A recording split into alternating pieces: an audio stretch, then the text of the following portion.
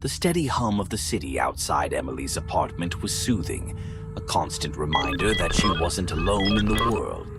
It was Friday night, and like many other nights, she curled up on her worn-out sofa with a glass of wine, flipping through channels on TV. She lived alone, by choice. The independence, the space, the quiet, it suited her. At least it always had. But that night, a strange thing happened. Her phone buzzed on the coffee table, and she glanced at the screen. Unknown caller. She considered letting it go to voicemail, but something compelled her to answer. She slid her finger across the screen and pressed the phone to her ear. "Hello?"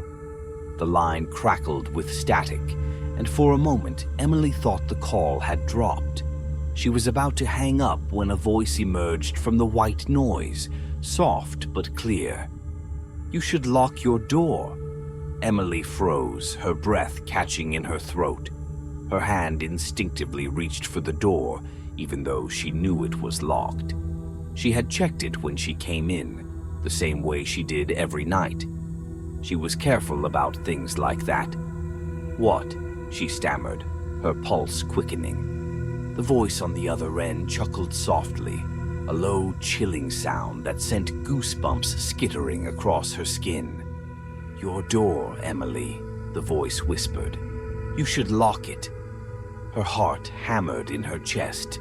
She didn't recognize the voice.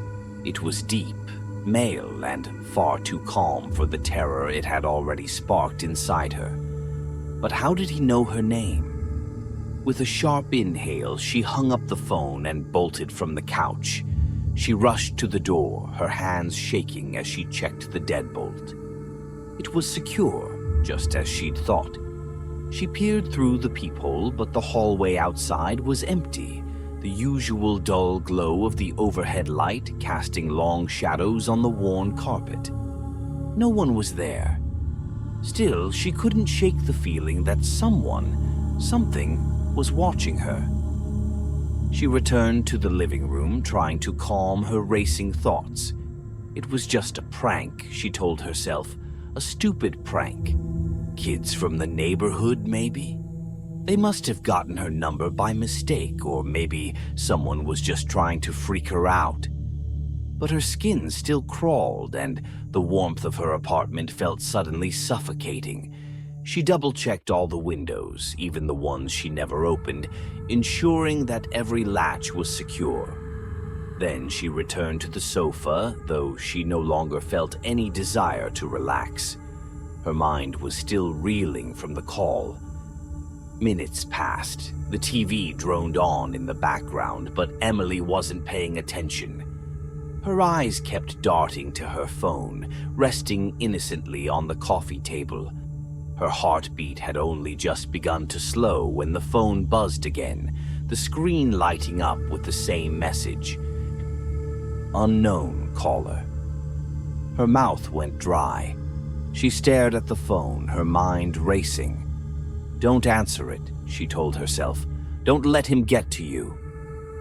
But her hand moved on its own, picking up the phone before she could think twice. She swiped to answer. She didn't say anything this time. She just listened, her breath shallow, her entire body tense. "Emily!" The voice was clearer now, like the connection had improved. The static had disappeared, leaving only the sinister tone that wrapped around her like a cold blanket. "Why didn't you lock the window?" Her stomach lurched. She jumped up, running to the window nearest to her sofa. It was locked. Of course it was locked. She had just checked it. She yanked at the latch, just to be sure, but it didn't budge. "Who are you?" she demanded, her voice shaking. "What do you want?" There was a pause on the other end, as if the caller was considering his answer. Then the voice spoke again, low and almost amused. "I'm someone who sees you." The words chilled her to the bone.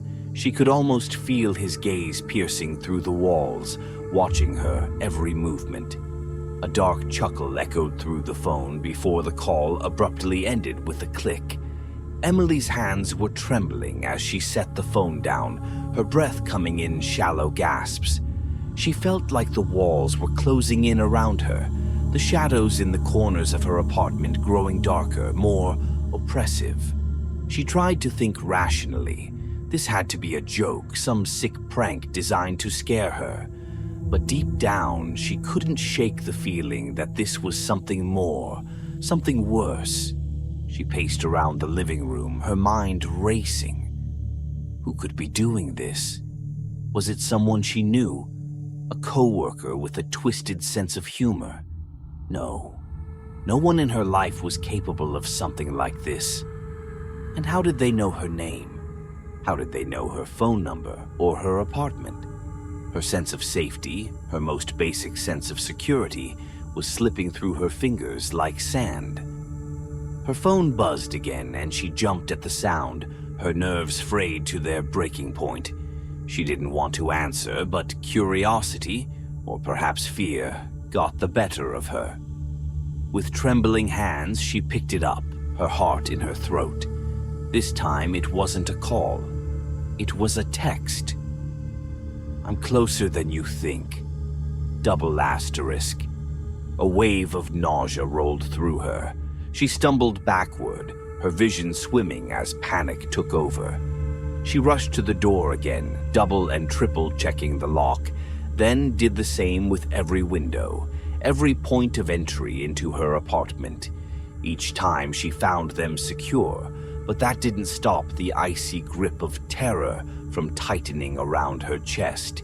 She had never felt so exposed, so vulnerable.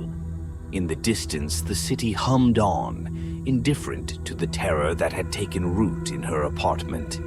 People outside were living their lives, completely unaware of the nightmare Emily was now trapped in. Her once cozy apartment had turned into a prison, the walls closing in around her as her breath quickened, her mind struggling to make sense of what was happening. This was just the beginning. She could feel it in her bones. Whoever was calling her wasn't going to stop. And the worst part was, she had no idea what they wanted, or when they would strike next. Her phone lay silent on the table, but Emily knew it was only a matter of time before it buzzed again. The silence around her had never felt so loud, and her apartment, once a sanctuary, now felt like a cage. The fear gnawed at her, settling deep in her bones. She was being hunted. And for the first time in her life, Emily was truly, utterly terrified. The calls didn't stop. It had been 3 days since the first phone call. 3 days of sleepless nights and frayed nerves. Emily tried to keep up the appearance of normalcy, going to work, smiling at her coworkers, answering their questions with mechanical replies. But her mind was always somewhere else. Her thoughts consumed by the phone calls, the messages, the unnerving whispers that still lingered in her ears. During the day, her life seemed almost manageable. In the light of her office, surrounded by people, she could convince herself that maybe she was overreacting, that maybe this was just some random creep trying to get under her skin. But at night when she was alone, her apartment felt smaller, the walls closer, her own reflection in the darkened windows filled with accusation. The calls would come at random times now, always an unknown caller. Sometimes late at night, sometimes in the early hours of the morning when she was only half awake, her mind teetering between sleep and reality. The whispers were always the same, disjointed, cryptic, as if the voice on the other end was savoring her terror. "You can't hide forever. I'm watching you, Emily. I know where you go." Each time the phone rang, her stomach would knot with dread. She would hesitate before answering, hoping, praying that it was someone else. But it never was. It was always him, always that voice, calm and detached, as if he were talking about the weather and not some twisted game he was playing with her life. She tried blocking the number, changing her phone settings to automatically reject calls from unknown numbers, but it didn't matter. He found ways around it. The voicemails still appeared, the messages slipped through, and each time the voice seemed to know more about her. Her routine, her movements, the clothes she wore, the routes she took to work. It was as if he was everywhere. Her world began to shrink. She stopped going out as much, stopped meeting friends for coffee or drinks. She didn't trust anyone anymore, not even her closest friends. What if one of them was behind this? What if the person tormenting her was someone she knew? Every time she saw someone look at her for too long, she'd feel the hairs on her neck stand on end. Every time someone brushed past her on the street, she flinched, afraid that they were the one, her stalker in plain sight. But then there were the nights, when she was truly alone, no people, no distractions, only her and the darkness. The silence was oppressive, thick and unyielding, like a presence that pressed in on her from all sides. The hum of the city outside her window seemed so distant now, as if she was sealed off from the rest of the world. She started to hear things. It began with the faintest of sounds, creaks in the floorboards, the soft rustling of fabric that she couldn't place. At first, she thought it was her imagination, tricks played by her sleep-deprived brain. But then she heard the footsteps. It was a Tuesday night, or maybe early Wednesday morning. She had lost track of time. She was lying in bed, staring at the ceiling, her mind swimming in an ocean of anxiety. She hadn't slept in what felt like days, and she had given up trying. The moment she closed her eyes, the nightmares began. Visions of faceless figures standing over her bed, watching her as she slept. Her phone buzzed on the nightstand, and Emily's heart leaped into her throat. She didn't answer it. She couldn't bring herself to hear that voice again. Instead, she let it go to voicemail and pulled the covers tighter around her, curling into a ball beneath the sheets. Maybe if she stayed still long enough, the feeling would pass. But then she heard it. A soft, deliberate footfall just outside her bedroom door. Her breath caught in her throat. She told herself it was nothing, just the old wood of the apartment settling, the heating kicking on, something. Anything to explain away the sound. But then there was another step, and another. Someone was there. Emily lay frozen in bed, her body rigid with fear. The sound of her own heartbeat was deafening, her chest tight with the weight of panic. She waited for the next sound, the next creak of the floorboards, expecting at any moment for the door to open, for the shadowy figure from her nightmares to step inside. But nothing happened. Minutes passed in silence. Slowly, Emily let out a breath she didn't realize she had been holding, her entire body trembling with relief. Maybe she had imagined it. Maybe she was finally losing her mind, just like she had feared.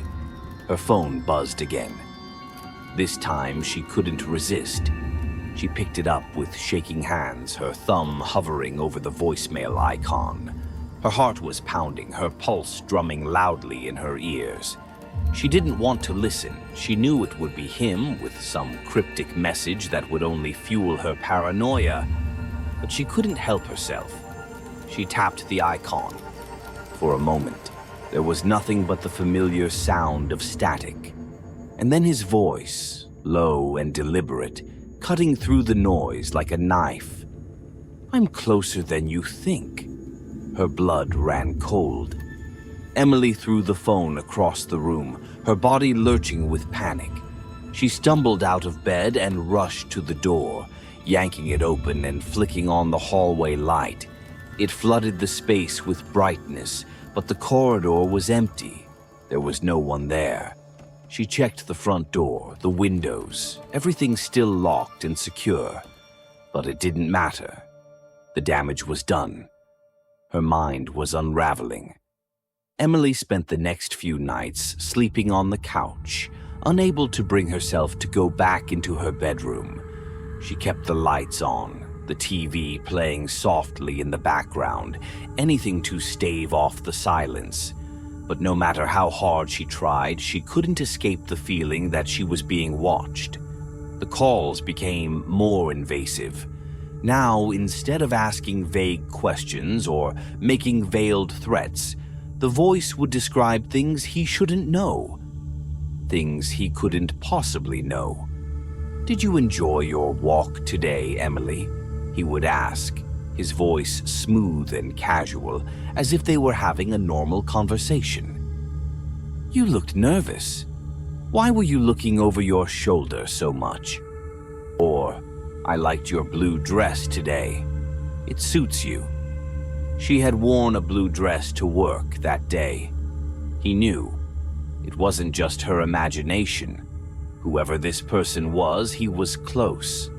Closer than she had ever imagined. Emily started changing her routine. She varied her routes to work, took cabs instead of the subway, stopped wearing the same clothes 2 days in a row. She deleted all her social media accounts, changed her phone number again, and installed new locks on her doors. But none of it mattered. The calls didn't stop.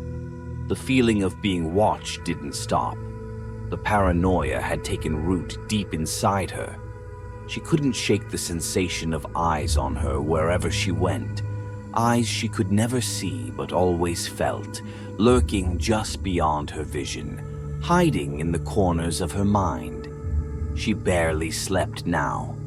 Every night she sat in the dark, her phone clutched in her hand, her eyes darting to the windows, waiting for the next call, the next message, the next whisper that would send her deeper into the madness. One night, as she sat huddled on the sofa, her phone buzzed again. She didn't need to check the screen. She knew who it was. Her heart pounded as she raised the phone to her ear. The line crackled for a moment, and then the voice, the same voice that had haunted her for weeks, came through the receiver, soft and sinister. "I'm inside, Emily." She froze, her blood turning to ice. Her eyes darted around the room, scanning every corner, every shadow, every darkened doorway.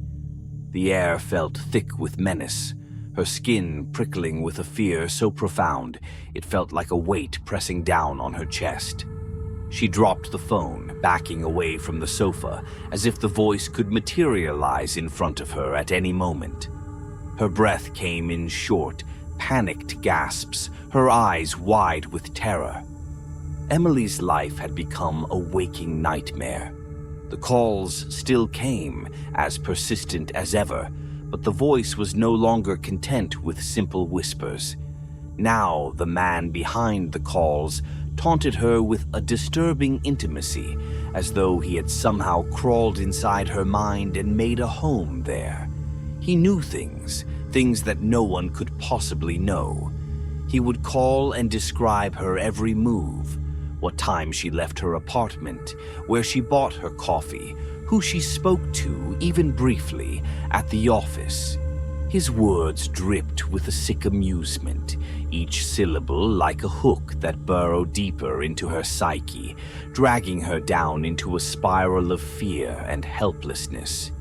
"You looked so lonely today, Emily," he would say, his voice silky smooth, almost kind. "You always look over your shoulder now. You shouldn't be so scared. After all, I'm the only one who truly sees you." Those words haunted her. Each night she would curl up in her apartment, checking and rechecking the locks, barricading herself behind whatever thin barriers she could create. The once cozy space had turned into a prison, every shadow a potential threat, every creak of the floorboards a sign that he was near. Her thoughts were jumbled, fractured by exhaustion and terror. She felt like she was constantly on the verge of breaking, as if one more phone call, one more message would finally shatter her completely. Her friends had tried to help at first. They came over, comforted her, told her it was probably just some loser trying to get a rise out of her. "You should go to the police," they said. "Change your number again. Stay somewhere else for a while." But Emily had tried all of that, and nothing worked. No matter what she did, the voice always found her. The police had been sympathetic, but ultimately powerless. Without a number to trace or any tangible evidence of harassment, they had little to go on. "Let us know if anything escalates," they'd said, their hands tied by the lack of physical threats or property damage. It was as if he was a ghost, living just beyond their reach, just beyond her ability to escape. The private investigator she hired wasn't much more help. He'd done his best, tracing the calls to various burner phones, all dead ends. The frustration in his voice was palpable the last time they spoke. "He's covering his tracks well," the investigator had said. "Almost too well. It's like he knows when we're looking for him. We get close and then nothing." That was the most unnerving part. The man behind the voice seemed to be playing a game, one he had mastered with terrifying precision. He always knew what she was doing, where she was, even what she was thinking. Emily began to wonder if he had been watching her for much longer than she realized, if he had always been there, lurking in the shadows, waiting for the right moment to strike. It was the not knowing that drove her mad. The paranoia wrapped around her like a vice, tightening with each passing day until every face in the crowd became a potential threat. Every stranger on the street was an enemy, every sideways glance a confirmation of her worst fears. She no longer trusted anyone, not even herself. Then, one night, something changed. It was a cold evening, the kind of night where the wind howled like a living thing, rattling the windows in their frames. Emily had been trying to keep her mind off the calls, distracting herself with mindless TV and the ever-present glow of her phone in her hand. But when her phone buzzed that night, it wasn't a call. It was a video message from an unknown number. She hesitated before opening it. Every instinct screamed at her to delete it, to ignore whatever new horror was waiting for her. But curiosity, or perhaps the twisted compulsion to confront the nightmare head-on, won out. With trembling fingers, she tapped on the message and watched as the screen filled with a shaky, grainy video. It took her a moment to realize what she was looking at. The footage was dark, the camera jerky, as if it had been shot on a phone. But then the image steadied, and Emily's blood turned to ice. It was her. The camera had zoomed in on her sleeping face, her features soft and peaceful in the glow of the streetlights outside her window. She recognized her room instantly, the small bed tucked into the corner, the stack of books on her nightstand, the curtains she had chosen so carefully. There was no mistaking it. The footage was from inside her apartment. Her hands went numb, the phone slipping from her grasp and falling to the floor with a dull thud. Emily staggered backward, her mind reeling. How? How had he gotten inside? She had checked the locks, the windows. She had done everything right, taken every precaution. Yet somehow he had been there, standing over her while she slept, watching her with that same detached amusement she had come to dread. Her knees gave out and she collapsed onto the floor, her breath coming in shallow gasps. She pressed her hands to her head, trying to contain the rising panic, trying to force her mind to think clearly. But then, the phone buzzed again. Another message appeared on the screen, taunting her. "I'm closer than you think." Emily stared at the words, her vision blurring with tears.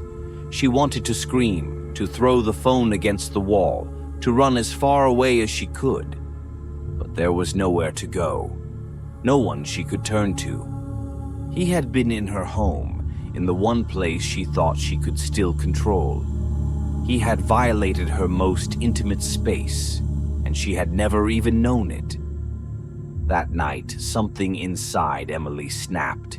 The fear that had been gnawing at her for weeks now crystallized into something harder, something colder. She couldn't live like this anymore, couldn't let this faceless monster control her every waking moment. She needed to know who he was, what he wanted, and why he had chosen her. More than that, she needed to stop him. With shaking hands, she picked up her phone and dialed the private investigator once again. When he answered, his voice was groggy. He must have been asleep. But he didn't complain when he heard the desperation in her voice.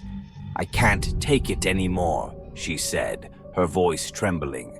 "We have to find him. We have to end this." The investigator sighed on the other end of the line. "Emily, I know you're scared, but we're doing everything we can." "No," she interrupted, her voice sharp. "It's not enough. He's been inside my apartment. He's been inside my head. I'm done waiting for him to make the next move. I'm going to draw him out." There was a long pause on the other end. "Emily," the investigator said cautiously, "what exactly are you planning?" She didn't answer right away. She stared at the message on her phone, her mind working through the haze of fear and adrenaline.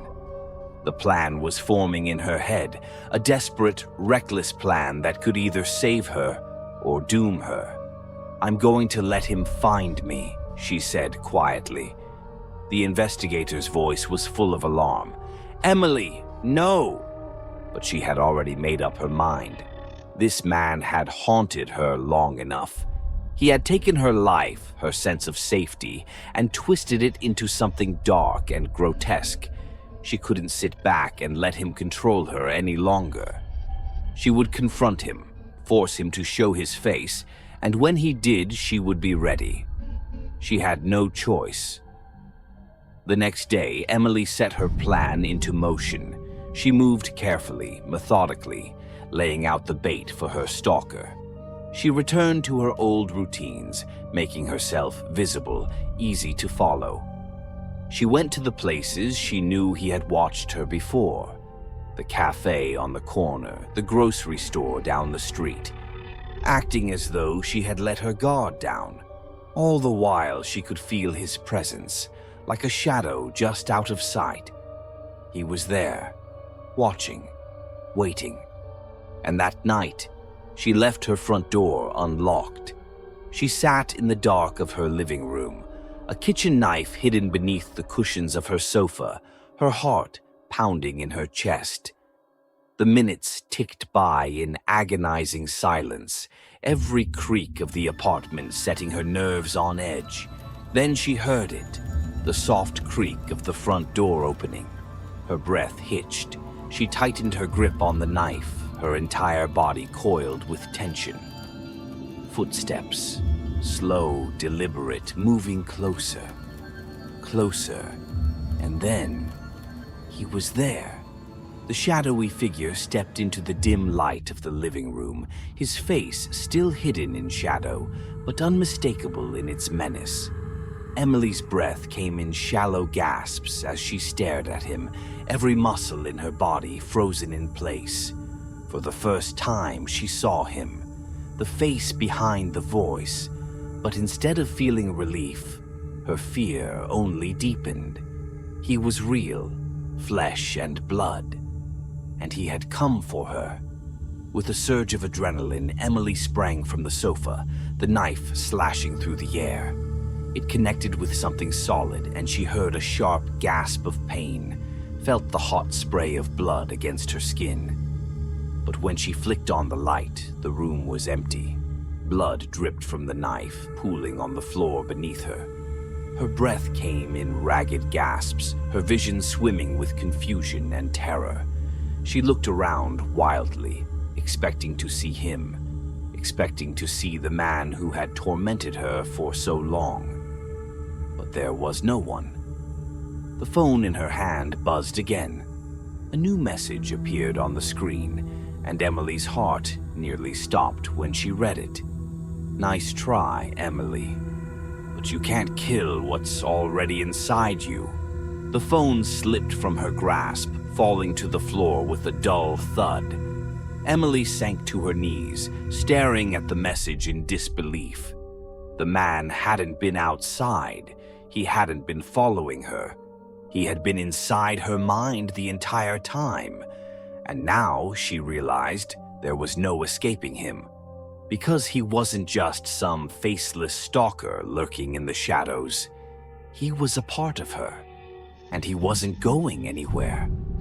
Emily stood in the center of her apartment, the air heavy with anticipation. It was late, far past midnight, and the city outside her windows had quieted, leaving only the distant hum of passing cars and the occasional bark of a dog. She could feel the silence pressing in on her, thick and suffocating. Her heart was racing, her fingers trembling as they gripped the phone in her hand. She had been waiting for this moment. The fear that had once consumed her had shifted into something else, something darker. Desperation, anger, defiance. They had all merged into a single, unrelenting drive for survival. She was done hiding, done being the prey. Tonight it would end, one way or another. Her phone buzzed, and she didn't even flinch. The screen lit up with the now familiar message, "Unknown caller." This time there was no hesitation.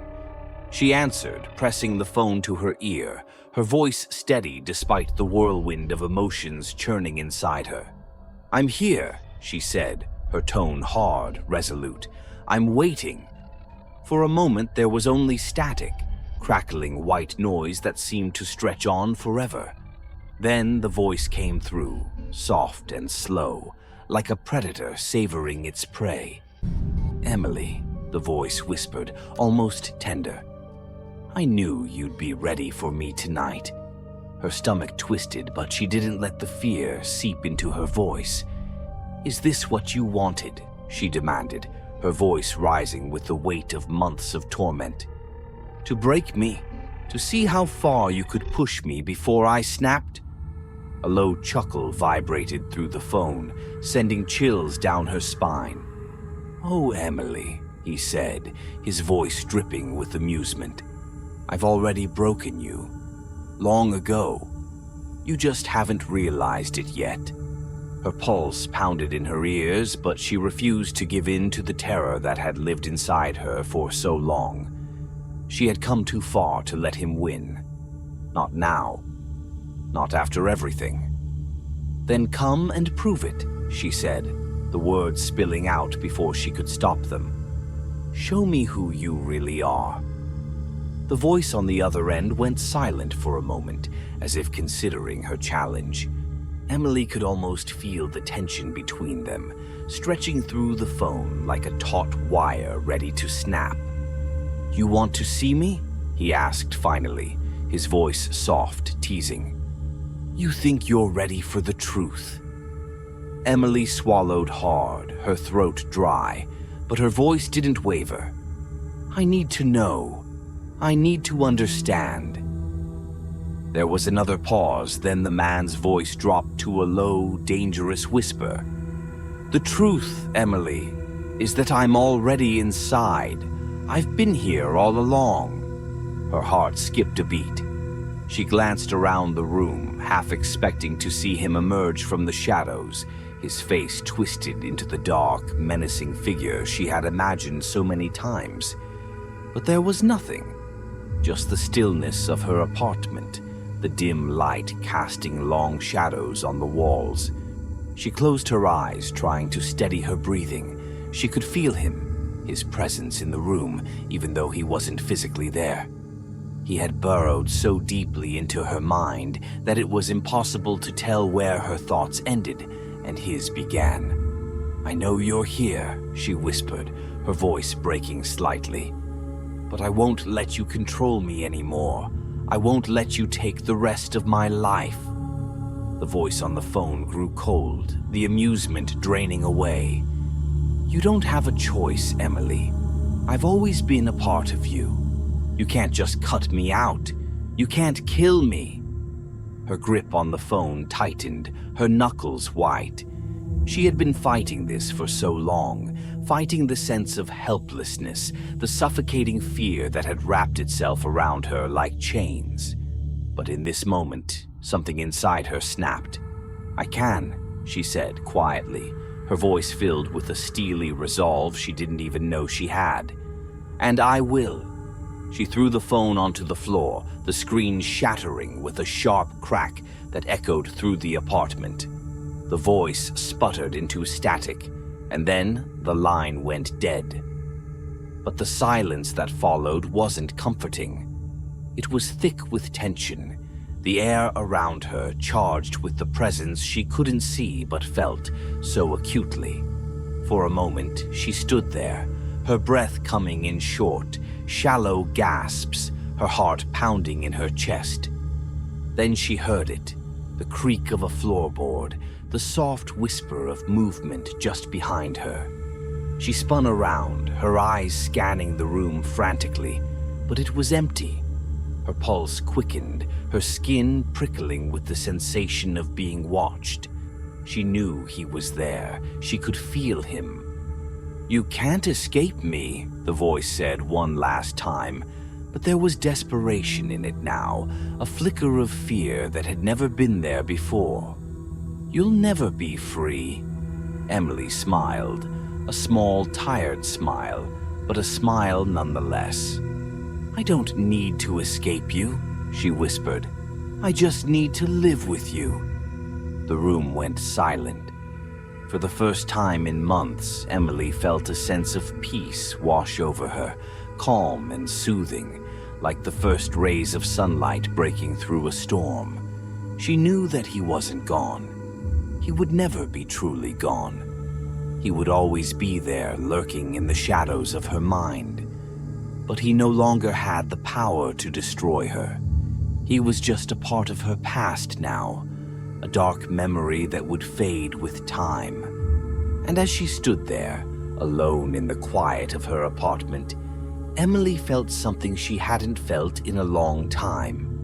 Hope. And with that, the nightmare ended. Not with a bang, but with a quiet acceptance. Emily knew the road ahead would be difficult, filled with moments of doubt and fear. But she also knew that she had the strength to move forward, to reclaim her life from the shadows that had once consumed her. She was free, and for the first time in a long time, Emily allowed herself to breathe.